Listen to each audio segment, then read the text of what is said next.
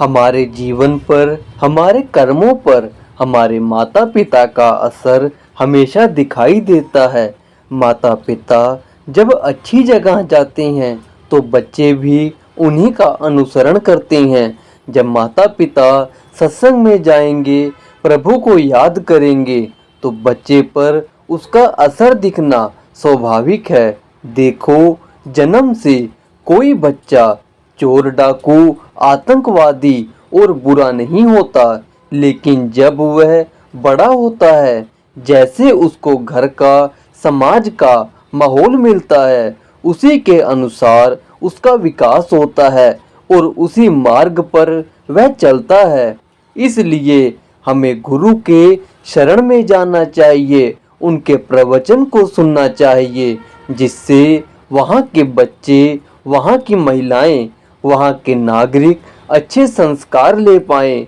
जितने भी साधु हुए देश विदेश में जाते हैं, वह अपने साथ कुछ शिष्य लेकर जाते हैं। उनके माध्यम से वह हमें ज्ञान और उपदेश देते हैं। लेकिन सभी लोग इस बात को समझ नहीं पाते। अक्सर देखा जाता है कि 6 दिन तो आदमी अपने घर परिवार के काम काज में लगा देता है। 7वां दिन रविवार का आता है, वह पूरे परिवार सहित घूमने फिरने में, सैर सपाटे में निकाल देता है और सारी जिंदगी उसकी ऐसे ही निकल जाती है। फिर काल आ जाता है और बिना आत्मज्ञान प्राप्त किए खाली हाथ ही संसार से मनुष्य चला जाता है। इसलिए एक दिन का समय धर्म के कार्य में लगाएं, परमात्मा को याद करने में लगाएं, साधु संतों की संगति में लगाएं।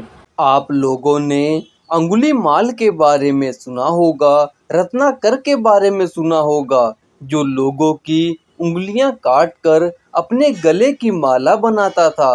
अंगुलीमाल का नाम सुनकर लोग डरते थे, भयभीत होते थे। लेकिन जब भगवान बुद्ध वहां पर आए तो उन्होंने कहा कि मेरे लिए पेड़ से एक पत्ता तोड़ दो। वह पूरी टहनी को तोड़ कर ले आया। भगवान बुद्ध ने कहा, मैंने तुम्हें एक पत्ता तोड़ कर लाने को कहा था, मुझे तो केवल एक पत्ता चाहिए था। बाकी इस टहनी को वापस उसी पेड़ से जोड़ दो। वह कहता है, जब मैंने टहनी को तोड़ दिया, अब वापस पेड़ से वह नहीं जुड़ सकती। तो यह सुनकर भगवान बुद्ध कहते हैं कि अंगुलीमाल, जब तुम किसी चीज को जोड़ नहीं सकते तो तुम्हें तोड़ने का अधिकार भी नहीं है। जब तुम किसी को प्राण नहीं दे सकते तो प्राण लेने का भी तुम्हारा अधिकार नहीं है। तब अंगुलीमाल सारे गलत काम उसी दिन से छोड़ देता है और भगवान का भजन और सुमिरन करने लगता है। ऐसे ही रत्नाकर, जो पहले बहुत गलत काम करता था, जब नारद जी का उससे संपर्क मिला तो आत्मानुभूति होने पर सारे गलत काम उसने छोड़ दिए और वे वाल्मीकि भगवान बन गए। उन्होंने रामायण की रचना की। भगवान श्री राम जी के त्रेता युग आने से कई वर्ष पहले यह सारा वृत्तांत हमारे धर्म ग्रंथों में आता है। आजकल कई बुद्धिजीवी लोग ऐसे कहते हैं कि ये सारी बातें मिथ्या हैं। आज के समय में भी कितने गलत प्रवृत्ति वाले लोग साधु जी के संपर्क में आए, उनका जीवन भी बदल गया। यदि हमारे पास ज्ञान होगा तो हम किसी से भयभीत नहीं होंगे। बच्चा जब माँ के गर्भ में होता है तब वह परमात्मा से प्रार्थना करता है कि हे प्रभु, मुझ पर कृपा करके इस नरक की गंदगी से जल्दी बाहर निकालो। मैं बाहर आकर तेरा निरंतर भजन करूँगा, सुमिरन करूँगा।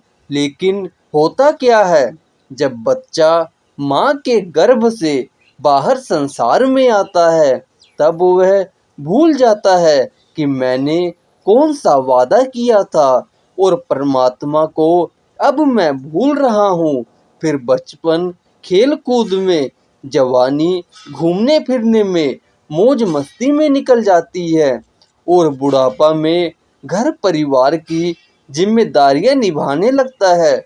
फिर धीरे धीरे उसकी उम्र ऐसे बीतती चली जाती है।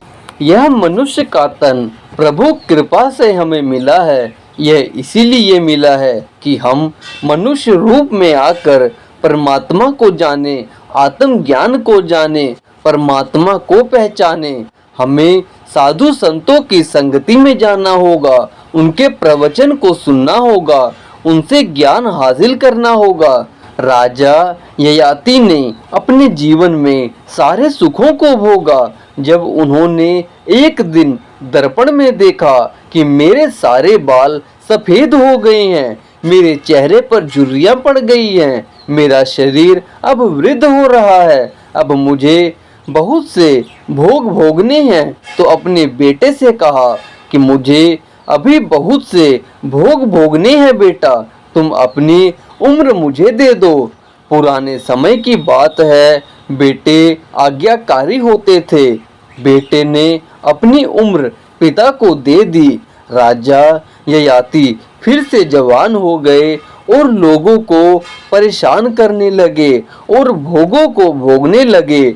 लेकिन एक दिन उनके मन में यह विचार आया कि मैंने अपनी उम्र भी भोग ली और अपने बेटे की उम्र भी भोग ली, लेकिन अभी तक मेरे भोगों की इच्छा समाप्त नहीं हुई।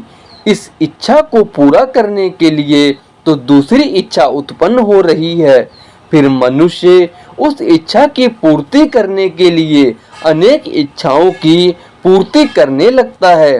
राजा ययाति ने अपने बेटे की उम्र ले ली, फिर भी उनके मन की इच्छा शांत नहीं हुई। उनके मन में अचानक एक भाव पैदा होता है कि मैंने अपनी उम्र भी भोगों में खो दी, अब मेरा क्या होगा। अपना सब कुछ, राज्य, धन दौलत, परिवार सबको त्याग कर राजा ययाति जंगल में चले जाते हैं और सन्यास को धारण करते हैं। जब आप सुखों का त्याग करके साधु संतों की संगति में जाएंगे, भजन सुमिरन करेंगे, सत्संग को सुनेंगे, तो आप पर परमात्मा की कृपा बनी रहेगी।